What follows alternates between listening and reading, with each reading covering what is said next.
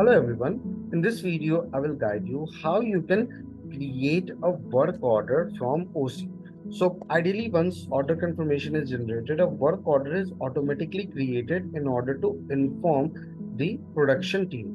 Suppose by any chance if the work order is deleted or you want to create an additional work order for that particular OC, how you can do so? So you need to go to all modules. You need to go to sales and purchase after that. Now, please check this is one of my order confirmation which is created. So I will open this particular order confirmation by clicking on transaction title. Please check work order created for OC. It is auto created. After that, again, I have to create a work order. How I can do so? Click on order confirmation. After that, right hand side, very top, you will see an option of create work order. Click on create order. Here, I can go ahead and select for how much quantity I want to create a work order. So for 5 quantity, I want to create a work order.